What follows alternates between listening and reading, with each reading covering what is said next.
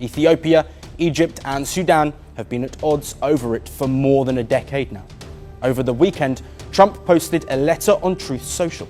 The letter was addressed to the Egyptian President Abdel Fattah el-Sisi. US President Donald Trump has offered to mediate the long-running dispute between Egypt and Ethiopia over the Nile River waters. Now, the American President Donald Trump has said that he's prepared to re-engage diplomatically to help resolve the long-running dispute between Egypt and Ethiopia. የህዳሴውን ግድብ በተመለከተ ፕሬዝዳንት ዶናልድ ትራምፕ ፍጹም ለግብጽ ባጋደለ መልኩ ከሰሞኑ የጻፉት አንድ ደብዳቤ ለግብጽ ባለስልጣናት የልብ በመስጠት አዲስ የግብጽ ሐሳብን አስከትሏል። ይህም ከካይሮ ይፋ የሆነ መረጃ ተሰምቶ የማይታወቅ የግብጽ አቋም ሆኖ ብቅ ብሏል። በመግቢያችን ላይ ተከታተላችሁት ከዚሁ ጋር የተያያዘውን ነው ይዘነዋል።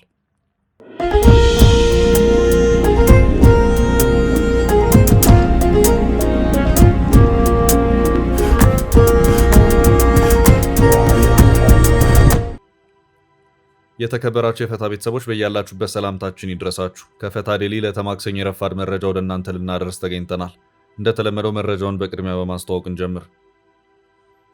በትራምፕ የህዳሴውን ግድብ ድርድር አስጀምሩ ደብዳቤ የልብ የተሰማቸው የግብጽ ባለስልጣናት በአዲስ አደገኛ አካሄድ ብቅ ብለዋል። ከድርድሩ በፊት የታሰበ የተበድያለሁ የመደራደሪያ አካሄድ ሆኖም እየታየ ነው። ጥንቅራችን በዚሁ ዙሪያ የሚያደርሳችሁ ለታይ መረጃ አለ። ከወልቃይት ሌላ መግለጫ ተሰጥቷል። ኮሎኔል ደመቀ ዘውዱ በነጻነት ማግስት ላይ እንገኛለን ብለዋል። የወልቃይት ከፍተኛ አመራሩ በሰሞነኛው አወዛጋቢ ጉዳይም የትግራይ ፖለቲካ ከዓመታት ግጭትና የህወሓት የበላይነት በኋላ ትልቅ ለውጥ እያሳየ ባለበት ጀነራሉ ተቃዋሚ ፖለቲካ ፓርቲዎችን አስጠንቅቀዋል። በክልሉ የሚንቀሳቀሱ አዳዲስ የፖለቲካ ፓርቲዎችን ጀነራሉ ጥብቅ ማስጠንቀቂያ ሰጥተዋል። ጥንቅራችን መረጃውን ያደርሳል። የአሜሪካው ፕሬዝዳንት ዶናልድ ትራምፕ አወዛጋቢውን የግብጽና የኢትዮጵያ ጦርነት አስቆማለሁ መልእክታቸውን ዳግም አንስተውታል። ትራምፕ ይህን ያሉት በግድቡ ጉዳይ የተፈጠረውን ውዝግብ አደራድራለሁ ካሉ በኋላ ነው። ጥንቅራችን መረጃውን ያደርሳል። ጠቅላይ ሚኒስትር አብይ አህመድ የውጭ ጎብኚዎች ከኢትዮጵያ የከፋ ነገር እንዳይወስዱ በቅርብ ርቀት መከታተል ያስፈልገናል ሲሉ ማስጠንቀቃቸው ተሰማ። በአንድ የሎጅ ምረቃ ስነ ስርዓት ላይ ያደረጉትን ይህን ንግግር የተመለከተ መረጃ ይዘናል። ኢትዮጵያውያን የሳውዲን ድንበር በማቋረጥ ቀዳሚ ዜጎች ሆኑ። የሳውዲ መንግስት ባወጣው መረጃ በአንድ ዓመት ውስጥ ብቻ በህገወጥ ድንበር በማቋረጥ ከ14000 በላይ ሰዎች ታስረዋል። ከነዚህ መካከል ኢትዮጵያውያኑ ቀዳሚ ሲሆኑ የመኖች በሁለተኝነት ተቀምጠዋል። አጠር ያለ መረጃ አክለናል። የተባበሩት አረብ ኤምሬትስን ከግዛቷ ያባረረችው ሶማሊያ በምትኩ ኳታርን አስገብታለች። አዲስ ወታደራዊ ስምምነትም ኳታር ዶሃ ላይ ተፈርሟል። አጠር ያለ መረጃን ይዘናል። እስከ ፍጻሜው አብራችሁን ቆዩ። የምንለቃቸው ለታይ ትኩስ ዜናዎች እንዲደርሷችሁ ላይክ፣ ሼር፣ ሰብስክራይብ ማድረግ እንዳትረሱ። ገንብቶ በማስረከብ የሚታወቀው ዳኮር ሪል ስቴት በመሃል አዲስ አበባ ጀሞ 1 ግንባታቸው 90% እንዲሁም 40% የደረሱ ቤቶችን በ10% ቅድመ ክፍያ ብቻ ለሽያጭ አቀረበ። በአንድ ወለል ላይ 3 አባወራ ብቻ በቂ የሆነ የመኪና ማቆሚያ ከሰፊ አረንጓዴ ስፍራ ጋር አቀረበላችሁ። ባለ 1 መኝታ 80 ካሬ፣ ባለ 2 መኝታ 110 ካሬ እና 118 ካሬ፣ ባለ 3 መኝታ 138 ካሬ 70/30 የባንክ ብድር አመቻችቶ ከ623,000 ብር ቅድመ ክፍያ ጀምሮ የመኖሪያ ቤቶችን ለሽያጭ አቀረበ። ለበለጠ መረጃ በ0911 057674 0933 21 9065 ይደውሉ። ዳኮር ሪል ስቴት በልዩነት የተገነባ።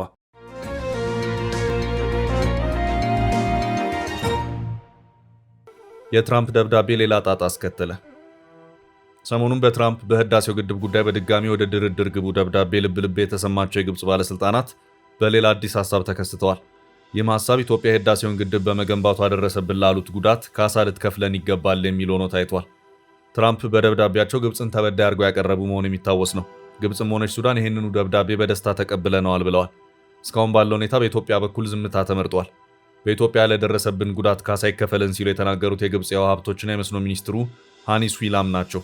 ሚኒስትሩ በዚሁ ማብራሪያቸውም በአባይ ላይ በኢትዮጵያ ደረጃ ግዙፍ ግድብን የገነባ ሀገር የለም በማለትም የራሷን የግብጽን ግዙፉን የአስዋን ግድብ ክደው ተናግረዋል። ግብጽን ጨምሮ በአባይ ተፋሰስ ካሉት ሀገራት መካከል ኢትዮጵያ ከሁሉም ሀገራት በላቀ ደረጃ ያላት የወንዙ ውሃ አበርክቶ እስከ 85% ሲሆን ቀሪውን 15% ድርሻ ሌሎች ሀገራት የሚያበረክቱት ነው። ከዚህ ውስጥ የግብጽ የውሃ አበርክቶ ምንም ወይም ዜሮ ነው። ግብጽ የኢትዮጵያን ውሃ ጨምሮ የሁሉም የአባይ ተፋሰስ ሀገራት ውሃ ተቀባይ ስትሆን የሆነ የመጠቀም መብት ሲነሳ ያላት አቋም ሲታይ ግን እጅግ አደገኛ ሊባል የሚችል ነው። ግብጽ አባይን በተመለከተ ከኔ ውጭ ለአሳር ምን ሲደረግ ውሃ ይነካል? የአባይን የውሃ ጠብታ ከግብጻውያን የደም ጠብታ ጋር እኩል ነው። በውሃ ድርሻ ላይ አልደራደርም። ከኔ ፍቃድ ውጭ ማንም አባይ ላይ ግድብ መገንባት አይችልም። ኢትዮጵያም አምልጣ የገነባችውን ግድብም ቢሆን አጠቃቀሙን ለመወሰን ከኔ ጋር አሳሪ ወይም አስገዳጅ ስምምነት ወይም ባይንዲንግ አግሪመንት መፈራረም ይገባታል፣ የግድቡን የውሃ አለቃቀቅ እኔው ራሴ መቆጣጠር አለብኝ የሚሉትንና የመሳሰሉትን ሐሳቦች በአቋምነት ይዛ ስታራምድ ትታያለች። የግብፅ ባለስልጣናት እኛ ያልተቆጣጠርነው የህዳሴው ግድብ የውሃ ፍሰት ባለፈው የክረምት ወር ከባድ ጉዳት አድርሶብናል በማለት ተደጋጋሚ ክሶችን ሲያሰሙ ነበር። የኢትዮጵያ ባለስልጣናት ባለፈው ክረምት ከግድቡ ያልተመጣጠነ ውሃ እንዲለቀቅ በማድረግ ጉዳት አድርሰውብናል የሚለው የክረምቱ ሰሞን ተደጋጋሚ ስሞታ ከጀርባው ሌላ ጨዋታ እንደነበረው ሰሞኑን የግብፅ የውሃ ሀብቶችና የመስኖ ሚኒስትሩ ሃኒ ስዊላም በግልጽ አስቀምጠውታል። ነገሩ አሁን ካሳ ይከፈለን የሚለውን የተበዳይነት ፖለቲካ ይዞ ብቅ ብሏል።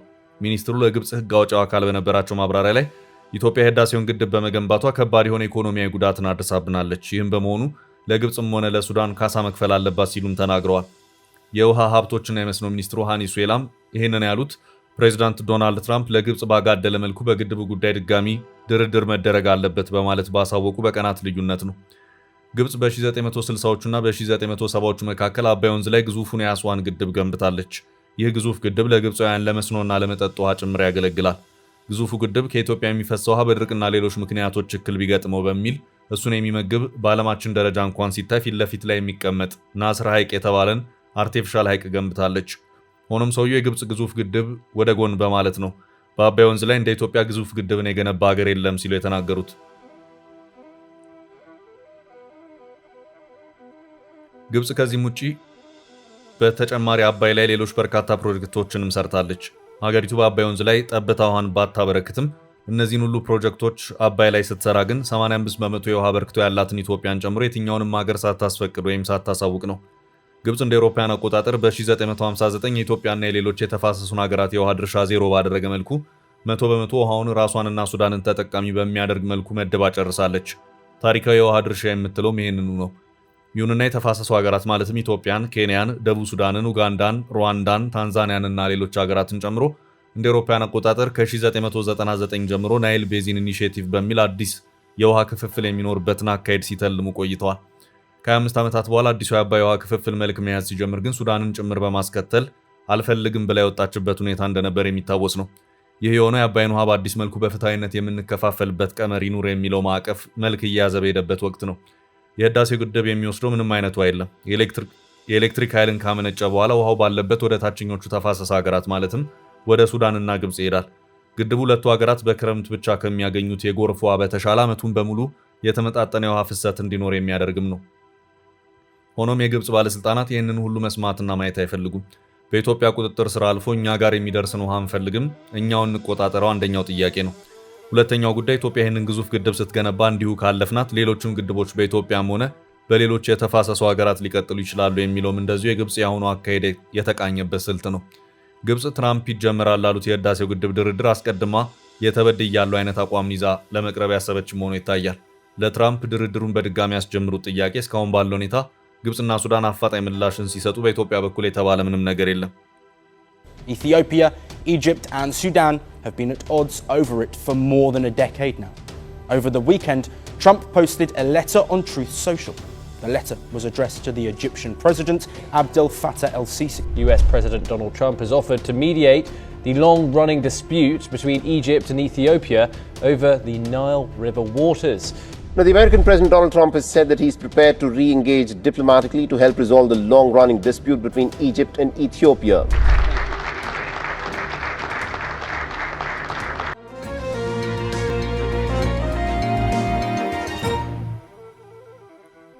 በቀጣይ ርዕስ የኮሎኔል ደመቀ የተከዜው ክስተት። ከወልቃይት ሌላ መግለጫ ተሰጥቷል። ኮሎኔል ደመቀ ዘውዱ በነጻነት ማግስት ላይ እንገኛለን ብለዋል። የወልቃይት ከፍተኛ አመራሩ በሰሞነኛው አወዛጋቢ ጉዳይም በመልእክታቸው ያሉት ነገር አለ። ከወልቃይት ሌላ ጥብቅ ማስጠንቀቂያ ተሰጥቷል። ማስጠንቀቂያው ለህዋት የተላከ ነው። ኮሎኔል ደመቀ ዘውዱ ለህዋት ጥብቅ የማስጠንቀቂያ መልእክት ሰደዋል። ከነጻነት ማግስት በዓሉን ለሶስተኛ ጊዜ በሚገባው ቦታ እያከበርን ነው ሲሉ ኮሎኔል ደመቀ ዘውዱ ተናግረዋል። የጥምቀት በዓል በትላንትናው ዕለት በተለያዩ የኢትዮጵያ ክፍሎች ውስጥ በደማቅ ሁኔታ ተከብሮ የዋለ ሲሆን ከነዚህ መካከልም ሰቲት ሁመራ ከተማ አንዱ ነው። የሰቲት ሁመራ ከተማ ኮሚኒኬሽን ቢሮ ይፋ ባደረገው መልእክቱ በዓሉ በተከዜ ወንዝ ዳርቻ በተከበረበት ወቅት የዞኑ ምክትል አስተዳዳሪና የሰላምና ጸጥታ መምሪያ ኃላፊ ኮሎኔል ደመቀ ዘውዱ ንግግር ማድረጋቸውን ገልጿል። ኮሎኔል ደመቀ ዘውዱ በንግግራቸው ነጻነታችንን አስቀጥለን ሰላማችንን በማጽናት ከ27 ዓመታት የህወሓት ቅኝ አገዛዝ ወጥተን ሃይማኖታዊ በዓላችንን በተከዜ ወንዝ ዳርቻ እያከበርን ነው ብለዋል። ሲቀጥሉም ከነጻነት ማግስት ለሶስተኛ ጊዜ በዓሉን በሚገባው ቦታ በነጻነት እያከበርን ነው። ሰላም በመሆኑ ሃይማኖታዊ በዓላትን በአደባባይ በነጻነት እያከበርን ነው። በመሆኑም የሰላም ዋጋው ትልቅ ነው በማለት ገልጸዋል። ኮሎኔል ደመቀ አክለውም ነጻነት የሰው ልጆች የማይገድቡት ትልቅ የፈጣሪ ስጦታ ነው። የወልቃይት ጠገዴ ሕዝብ በህወሓት ያገዛዝ ዘመን ሃይማኖታዊ በዓሉን በፈለገው ቋንቋና ባህል እንዳያከብር ነጻነት ተነፍጎት ቆይቷል። አንድ በመሆናችንና በመተባበራችን ነጻነታችንን አውጀን ማንነታችንን አስከብረን በፈለግነው ቋንቋ፣ አለባበስና ባህል የአደባባይ በዓል ለማክበር በቅተናል ብለዋል። የወልቃይት ጠገዴ ሕዝብ እውነትን ይዞ እየታገለ ያለ ሕዝብ መሆኑን የጠቀሱት ኮሎኔል ደመቀ ሲቀጥሉም ይህንን ውድ ኢትዮጵያውያንና የዓለም ሕዝብም እውነታውን እየተረዱና እያወቁ ነው ካሉ በኋላ በቅርቡ በኢትዮጵያ አሜሪካ አምባሳደር በቦታው በመገኘት ያደረጉት ውይይት ለዚህ ማሳያ መሆኑን አንስተዋል። ይህ በእንዲህ እንዳለ ህወሓት በኢትዮጵያ አሜሪካ አምባሳደር እርቪን ማሲንጋ ባለፈው ሳምንት በሁመራ ያደረጉት ጉብኝትና ከጉብኝቱ በኋላ የሰጡት መግለጫ ከጦርነቱ ጀምሮ በአካባቢው የሚፈጸመውን የዘር ማጥፋት ወንጀል ከግምት ውስጥ አላስገባም ሲል መውቀሱ ይታወሳል። ህወሓት አያይዞም ሁመራ በምዕራብ ትግራይ የምትገኝ ከተማ መሆኗ ይታወቃል ብሏል። በአማራ ክልል የወልቃይት ጠገዴ ሁመራ ዞን አስተዳደር በበኩሉ በወልቃይት ጠገዴና ሁመራ አስተዳደራዊ አከላለል ጉዳይ ከፕሪቶሪያዊ ግጭት ማቆም ስምምነት ወሰንና ዓላማ ውጭ ነው ሲል አመልክቷል። የዞኑ አስተዳደር ስለ ወልቃይት ጠገዴና ሁመራ ታሪካዊ አስተዳደራዊ አከላለልና የማንነት ጥያቄ ዙሪያ አዲስ ባሰራጨ የጽሑፍ ማብራሪያ ፌዴራል መንግስቱና ህወሓት የፕሪቶሪያውን የግጭት ማቆም ስምምነት የተፈራረሙት ግጭት ለማቆምና ለተያያዥ ሂደቶች ብቻ ነው ሲል አመልክቷል። የወልቃይት ዋና አስተዳዳሪ አሸተ ደምለው በወልቃይት የሚፈርስ አስተዳደር የለም ሲሉ መናገራቸው ይታወቃል። ወደ ቀጣይ ርዕስ አለፍን።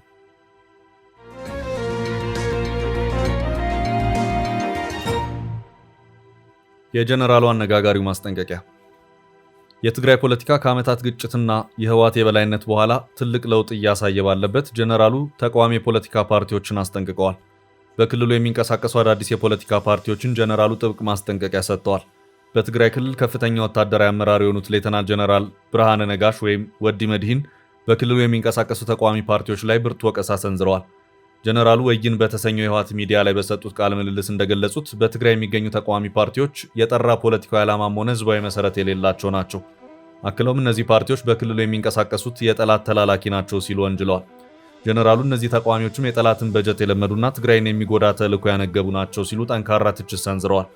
ጀነራሉ በንግግራቸው የትግራይ ህዝብ ከህወሓት ውጭ ሌላ አማራጭ ፓርቲ የመምረጥ ፍላጎት እንደሌለው ገልጸዋል። ህዝቡም ከህወሓት ጎን ሊቆም ይገባል ሲሉ ጀነራል ብርሃነ ነጋሽ ጥሪ አቅርበዋል። ጀነራሉ ይህን ማሳሰቢያ የሰጡት አሁን ላይ በምርጫ ቦርድ ተመዝግበው በክልሉ የሚንቀሳቀሱ ከ15 በላይ ፓርቲዎች ግን በህወሓት ተይዞ የነበረውን ፖለቲካዊና ማህበራዊ ምህዳር ለመሙላት እየተንቀሳቀሱ ባሉበት ነው። ላለፉት 50 ዓመታት በኢትዮጵያ ፖለቲካ ምህዳር ውስጥ ዋነኛ ተሳታፊ የነበረው ህወሓት ግንቦት 5 2017 ዓ.ም ጀምሮ ከፓርቲነት መሰረዙን የኢትዮጵያ ብሔራዊ ምርጫ ቦርድ አስታውቋል። የትግራይ ፖለቲካ ምህዳር ከዓመታት ግጭትና የህወሓት የበላይነት በኋላ ትልቅ ለውጥ እያሳየ ነው። በክልሉ አዳዲስ የፖለቲካ ፓርቲዎችና የሲቪክ ተዋናዮች እየተፈጠሩ የረጅም ጊዜ በላይነት የነበረውን የህወሓት የፖለቲካ አስተሳሰብ እየተገዳደሩና ህዝባዊ ውይይቶችና መስተጋብሮችን እየቀረጹ ነው። ከዚህ ጎን ለጎን በህወሓት በፌዴራል መንግስትና በተቀናቃኝ የትግራይ ፖለቲካ ልሂቃን መካከል በአስተዳደር በጸጥታና በፕሪቶሪያ የሰላም ስምምነት አተገባበር ላይ አለመግባባት ቀጥሏል።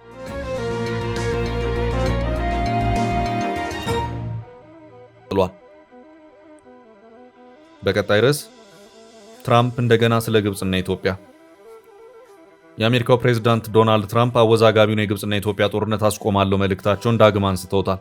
ትራምፕ ይህን ያሉት በግድቡ ጉዳይ የተፈጠረውን ውዝግብ አደራድራለሁ ካሉ በኋላ ነው። የአሜሪካው ፕሬዝዳንት የግብጽና የኢትዮጵያን ጉዳይ ዳግም ያነሱት በዓለም ላይ 8 ጦርነቶችን ባስቆምም የሰላም ሽልማትን የኖርዌይ መንግስት ከልክሎኛል ሲሉ ባሰሙ ስሞታ ላይ ነው። ትራምፕ ከመነሻው በኢትዮጵያና ግብጽ ጦርነት በሌለበት አስቁሜው ያሉት መልእክታቸው ውዝግብ ያስነሳ ሲሆን አሁንም ይህን አቋማቸውን ዳግም አንጸባርቀውታል። ትራምፕ ባለፈው ሳምንት መጨረሻ ለግብፁ ፕሬዝዳንት አብዱልፈታህ አልሲሲ በላኩት ደብዳቤ በህዳሴው ግድብ የተፈጠረውን ውዝግብ መቋጨት ትልቁ አጀንዳቸው መሆኑን ካሳወቁ በኋላ በትላንትናው ዕለት የግብጽና የኢትዮጵያን ጉዳይ ካጡት የኖቤል ሽልማት ጋር አያይዘው አንስተውታል። ባለፈው የአውሮፓውያን ዓመት የጠበቁትን የኖቤል የሰላም ሽልማት ያላገኙት የአሜሪካ ፕሬዝዳንት ዶናልድ ትራምፕ ከአሁን በኋላ ስለ ሰላም ብቻ የማሰብ ግዴታ አለብኝ የሚል ስሜት እንደሌላቸው ተናግረዋል። በተጨማሪም ትራምፕ በዚህ መልእክታቸው አሜሪካ የዴንማርክ ግዛት በሆነችው ከፊል ራስ ገዟ ግሪንላንድ ላይ ሙሉና አጠቃላይ ቁጥጥር እንደሚያስፈልጋት ተናግረዋል። ትራምፕ ከ8 በላይ ጦርነቶችን አስቁሜም የኖቤል የሰላም ሽልማት እንዳይሰጠኝ በመወሰኑ ከአሁን በኋላ ስለ ሰላም ብቻ የማሰብ ግዴታ የለብኝም። ምንም እንኳን ሰላም ሁሌም ትልቅ ቦታ የሚይዝ ቢሆንም አሁን ለአሜሪካ የሚበጀውንና ተገቢውን ነገር አስባለሁ ሲሉ በይፋዊ ትስስር ገጻቸው ጽፈዋል። ትራምፕ አስቁም ያለው ካሏቸው 8 ጦርነቶች የግብጽና የኢትዮጵያ ተጠቃሽ ነው። ኢትዮጵያና ግብጽ በህዳሴ ግድብ ምክንያት በመካከላቸው ጥረት ቢነግስም ወደ ግጭት አልገቡም። ፕሬዝዳንቱ ኢትዮጵያና ግብጽ በግዙፍ ግድብ ምክንያት ግጭት ውስጥ እንደነበሩ ተናግረው ግድቡ በአስገራሚው የናይል ወንዝ ላይ ተጽዕኖ ያለው እንደሆነ ጠቅሰው ነበር። ትራምፕ በአዲስ አበባና በካይሮ መካከል ሰላም ማምጣታቸውን ቢያነሱም ፕሬዝዳንቱ የታላቁ ህዳሴ ግድብ ድርድርን በተመለከተ የነበራቸው ሚና በብዙ ኢትዮጵያውያን ዘንድ በበጎ አይታይም። ትራምፕ አስቆሚያቸዋለሁ ባሏቸው 8 ጦርነቶች የኖቤል ሽልማት ይገባኛል ሲሉ አሁንም እየሞገቱ ነው። የአሜሪካው ፕሬዝዳንት ዶናልድ ትራምፕ በትላንትናው ዕለት ለኖርዌይ ጠቅላይ ሚኒስትር ዮናስ ጋር ስቶሬ በላኩት መልእክት ኖቤል ሽልማቱን ባለማግኘታቸው አገሪቱን ተጠያቂ አድርገዋል። ጠቅላይ ሚኒስትር ስቶሬ በበኩላቸው ለትራምፕ በሰጡት ምላሽ የኖቤል ሽልማቱን የሚሰጠው ራሱን የቻለ ኮሚቴ እንጂ የኖርዌይ መንግስት እንዳልሆነ አስረድተዋል።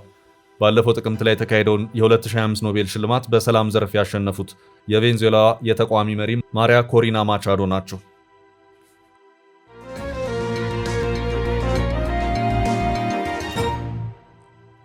ወደ ቀጣይ መረጃ አለፍን። ጠቅላዩ አስጠነቀቁ። ጎብኚዎችን እንከታተል። ጠቅላይ ሚኒስትር አብይ አህመድ የውጭ ጎብኚዎች ከኢትዮጵያ የከፋ ነገር እንዳይወስዱ በቅርብ ርቀት መከታተል ያስፈልገናል ሲሉ ተሰሙ። ጠቅላዩ ይህንን ማስጠንቀቂያ ያስተላለፉት በደቡብ ምዕራብ ኢትዮጵያ ክልል የደንቢ ኢኮሎጂ በተመረቀበት ወቅት ባደረጉት ንግግር ላይ ነው። ጠቅላይ ሚኒስትር አብይ በንግግራቸው እውነት ለመናገር ብዙ ሰዎች ይህን በቪዲዮ ሲመለከቱ ኢትዮጵያ ውስጥ ነው ያምናሉ ብዬ አልገምትም በማለት የሎጁንና አካባቢውን ውበት አሞካሽተዋል። ኢትዮጵያ የቃል ኪዳን የተባረከች የተወደደች የተመረጠች ሀገር የሚባለው ውሸት አይደለም፣ እውነት ነው ያሉት ጠቅላዩ እኛንን ማስተዋል ማየት ያቃትን እንጂ ኢትዮጵያ ውስጥ የሌለው ውበት፣ ጸጋ፣ ሀብት የለም ሲሉ ገልጸዋል። ይሁንና ይህን ለማየት አይን መግለጥ እንደሚያስፈልግ አስምረውበታል። ካልሆነ ግን በአፈር የተደበቀ ወርቅ ማለት እንደሆነ አስረድተዋል። ጠቅላይ ሚኒስትሩ በንግግራቸው ሌላኛው ያነሱት ጉዳይ ለአማን ሚዛን ሰዎች ጥንቃቄ እንዲያደርጉ ያሳሰቡበት መልእክት ነው። የአካባቢው ሕዝብ ምክር እንደማያስፈልገው ቢያመላክቱም ሁለት ጉዳዮች ላይ ግን ጥንቃቄ እንዲያደርጉ አጽንኦት ሰጥተዋል። ኢትዮጵያ ውስጥ ጥንቃቄ ማድረግ አለብን በማለት ማሳሰቢያዎችን የገለጹት ጠቅላይ ሚኒስትሩ እነርሱም ወደ አካባቢው ለጉብኝት የሚመጡትን ሰዎች የተመለከቱ ናቸው። ጎብኚዎቹ ሁለት ዓላማ አላቸው ብለዋል። ቀዳሚው ዓላማ ሀገር ማየት፣ ተፈጥሮን ማየት፣ ሀገር ማድነቅ የሚፈልጉ ናቸው። ሁለተኛው ዓላማ ተራሮቻችን ምን እንዳላቸው፣ ጫካዎቻችን ምን እንዳላቸው ለመፈተሽ፣ ለመመርመር፣ ለማወቅ፣ ቀድመውን ለመጠቀም ይመጣሉ ሲሉ ተናግረዋል።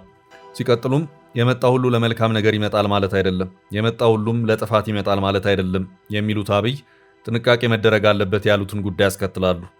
ነገር ግን በጥፋትም ይምጣ በመልካም ሐሳብ የዚህ ህዝብ ተግባር መሆን ያለበት የመጣውን ከገባበት እስከሚወጣበት በቅርበት ርቀት ጥርሳችን ሳይከደን እየሳቅን እያስተናገድን የከፋ ነገር ደግሞ እንዳይወስዱ እየተከታተልን በሰላም ወደ ሀገራቸው እንዲሄዱ ማስቻል ይኖርብናል ሲሉ አሳስበዋል። የገበታ ለትውልድ ስራ የመጀመሪያው መዳረሻ እንደሆነ የተነገረለት ሎጁ በ36.7 ሄክታር የጥብቅ ደን የተፈጥሮ ሀብት ስጦታ ላይ የተዘረጋ መሆኑን የጠቅላይ ሚኒስትሩ ጽሕፈት ቤት መረጃ ያመለክታል።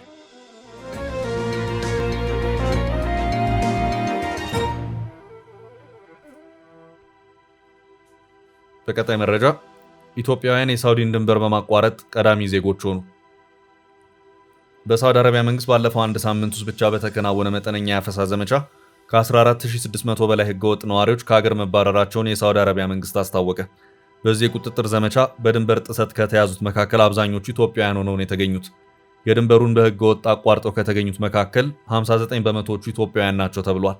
የሳውዲ መንግስት እንደገለጸው ከታህሳስ 30 እስከ ጥር 6 2018 ዓ.ም ባለው ጊዜ ውስጥ የመኖሪያ የሥራና የድንበር ደህንነት ህጎችን በመጣስ በአጠቃላይ 18054 ሰዎች በቁጥጥር ስር ውለዋል። ከነዚህ መካከል በህገወጥ መንገድ ድንበር ጥሶ ወደ ሳውዲ አረቢያ ለመግባት ሲሞክሩ የተያዙት 1491 ሰዎች ሲሆኑ ከነዚህ ውስጥ 59 በመቶ ማለትም ወደ 880 የሚጠጉ ኢትዮጵያውያን መሆናቸውን ካፒታል ጋዜጣ ዘገባ አመልክቷል። የተቀሩት 40 በመቶ የመናውያን ሲሆኑ 1 በመቶ ደግሞ የሌሎች ሀገራት ዜጎች መሆናቸው ተገልጿል። በተጠቀሰው አንድ ሳምንት ውስጥ ብቻ 14621 ህገወጥ ነዋሪዎች ከሀገር እንዲባረሩ መደረጉን መረጃው ሲያሳይ ሌሎች 19835 ተላላፊዎች የጉዞ ሰነድ እንዲያገኙ ወደ የሀገራቸው ዲፕሎማቲክ ሚስዮኖች መመራታቸው ተነግሯል። የሳውዲ አረቢያ መንግስት ለማንኛውም ህገወጥ ስደተኛ መጠለያ፣ መጓጓዣ ወይም የስራ ዕድል የሚሰጡ ግለሰቦች እስከ 15 ዓመት በሚደርስ ጽኑ እስራትና እስከ 1 ሚሊዮን ሪያል በሚደርስ የገንዘብ መዋጮ እንደሚቀጡ በድጋሚ አስጠንቅቋል። በአሁኑ ወቅት 27518 የውጭ ሀገር ዜጎች ማለትም 25552 ወንዶችና 1966 ሴቶች ህጋዊ እርምጃ ተወስዶባቸው የመባረር ሂደታቸውን በመጠባበቅ ላይ እንደሚገኙ መረጃው አክሏል። ውድ ቤተሰቦቻችን ለዛሬ ያዝንላችሁን ርዕሰ ጉዳዮች እዚህ ላይ ቋጨን።